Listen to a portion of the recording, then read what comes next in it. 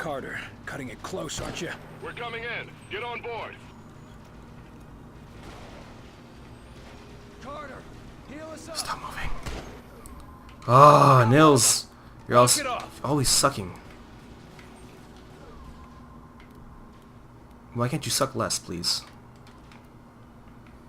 Scatter bomb. Drop a scatter there. Flushing them out!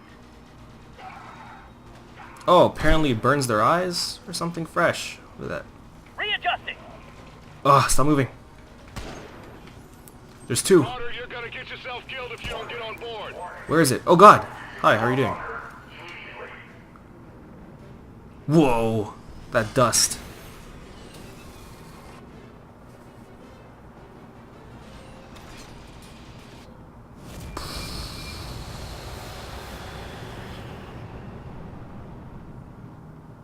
Looks like a gigantic flashbang. Nothing blew up.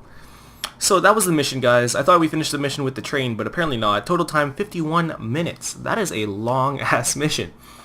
We're going to go through this real quick. Aerial photography of the Groom Range facility indicates almost total destruction due to the combined effects of the surprise attack from unknown forces and the unscheduled detonation of classified prototype ordnance. They have to use the gigantic words.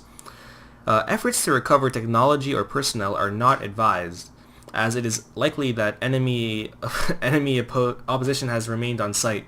The survivors of this attack exfiltrated to an undisclosed location in order to evacuate counterattack options.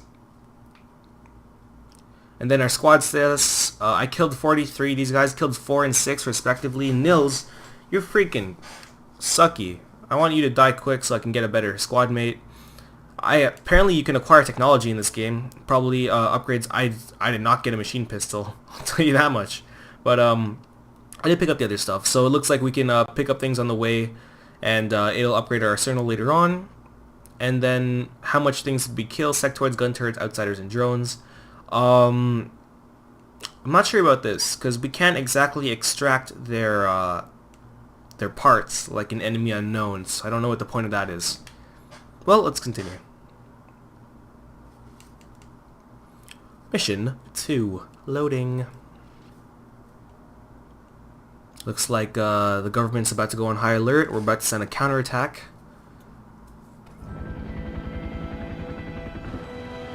In visual range now, sir. Preparing final approach. Control, this is Sky Ranger 1 requesting permission to land. Copy, Sky Ranger. Permission granted. You are cleared for pad number 3. Gonna take more than a hole in the ground to beat those things.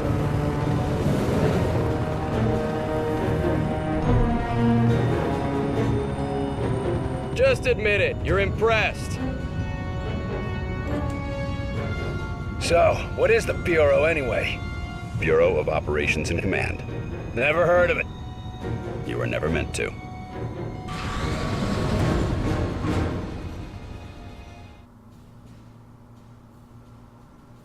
This base wasn't meant to be operational for another year.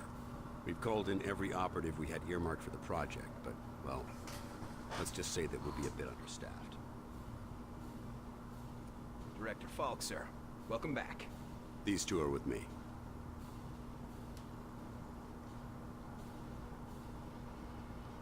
At least this location is secure. And I intend for it to stay that way. I'll be giving a report to all staff at 0300. Report to the operations room at that time. I have a lot to prepare, Carter. Agent Weaver will show you around. Down here, Carter. Come on. I'm not moving. When Ivan put Sputnik up, the brass got scared. This project became top priority. Off the books, of course. That did it. Hold it there. Don't move it. All right, people. Show's over.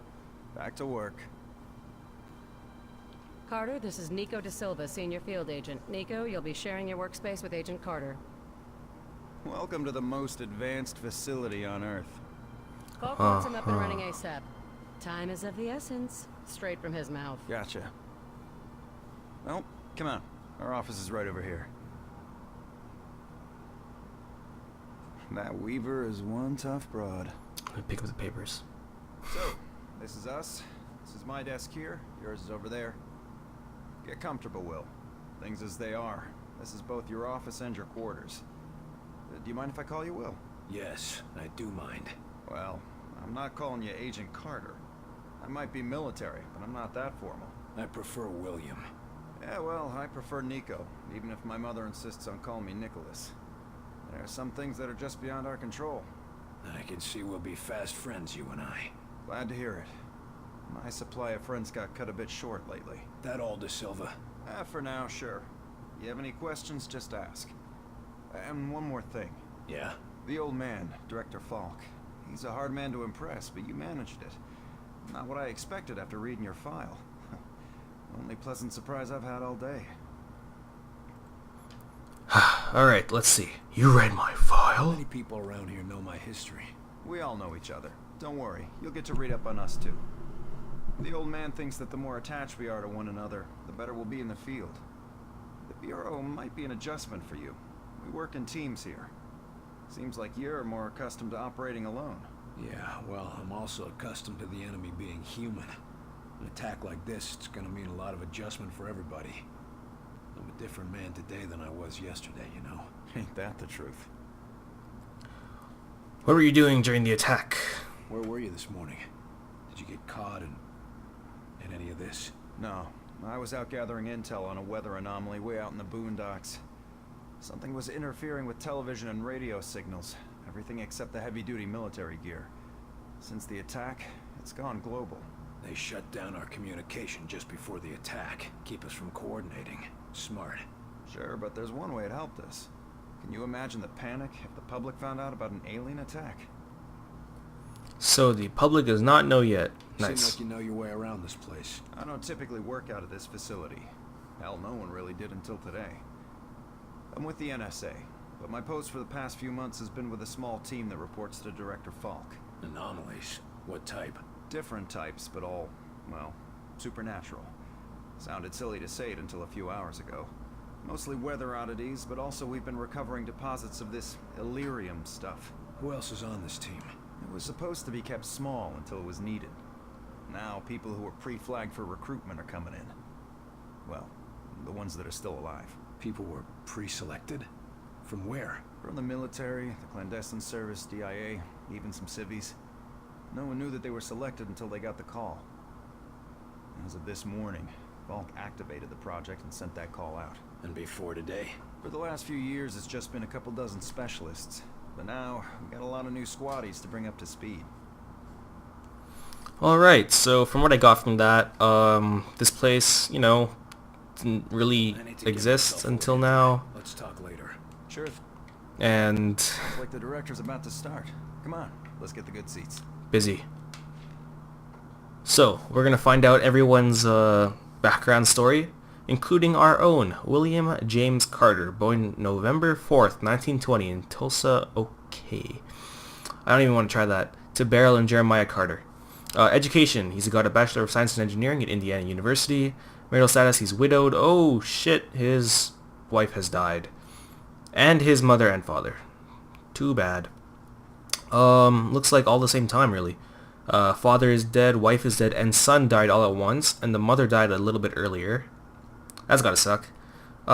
Professional record. William Carter joined the Army December 17th, 1941, leaving college to enlist shortly after the attack on Pearl Harbor. He saw action in the Pacific Theater and earned the rank of Master Sergeant with commendations for his service in the Burma campaign. His services ended on October 25th, 1945, after which he returned to college in the GI Bill. Shortly after graduating, the CIA recruited Carter in 1948 as a field operative. His quick thinking and bravery served him well, and he rose through the ranks, earning personal commendations from both Director Hoover and President Truman. He excelled at deep cover assignments, serving for weeks or months at a time in Indochina and the USSR. In 1959, during a deep cover assignment in Laos, a fire at his family home in Arlington killed his father, wife, and son. Alright, so now we know how they died. However, due to the communications blackout of his mission, Carter did not learn of the tragedy until he returned in 1960. That sucks. He alternates between blaming himself and the agencies for his tragedy. This, as much as anything else, led to his drinking problem. Following a string of disciplinary charges in December of 1960, William Carter was reassigned to domestic operations only. Continued problems led to a further demotion to administrative duties in June of 1961, so his life is pretty much being gone to shit once his family has died. Myron, this one's aggressive, temperamental, and defensive, but he gets the job done. I don't recommend him, but the Bureau is your department. If you insist on him, I don't recommend a long-term position. The man used to be a hero, but now he's busy destroying himself. He's not useful for much anymore, except for an expendable asset. Ooh, that's harsh. Mr. Hoover, you suck. Now we're going to see our friend over here, Nico da Silva. Nicholas Alexandre da Silva. 17th of August, 1924 in Baltimore, to Catherine and Sylvester da Silva. Education. He's got a JD International Law. Oh, so he has not completed it at New York University. He's divorced. Looks like his father and mother have been deceased. His wife is living. His son is living, but it's estranged, and his illegitimate daughter is living in New York as well. That's, it's not nearly as bad as our friend Carter over there.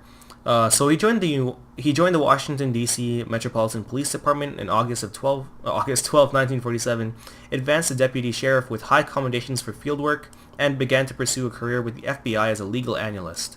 During his screening, the FBI discovered that Da Silva had not completed his JD degree, having dropped out of college due to financial concerns, and falsified his credentials. Deputy Da Silva lost his job on December 24, 1951, which quickly led to the collapse of his marriage. However, the FBI was impressed by Da Silva's record with the MPD as well as interpersonal skills, and on February 14, 1952, they recruited him on a probationary basis for field work. His demonstrated exceptional skill in the field and received a small degree of fame for his heroic single-handed arrest of the bank robber K.D. Carpenter in February 4th, 1955. Hardcore. Despite this, acclaimed agent Da Silva was repeatedly demoted back to probationary agent due to various moral concerns about his activities when off duty. In 1959, after an embarrassing arrest in New York City where he and a jazz singer assaulted an officer, the FBI decided to move him out of the visible work. At Director Falk's request, Agent Nico Da Silva was reassigned to work with the Bureau as a covert agent. Not very interesting, Mr. Da Silva, I must say.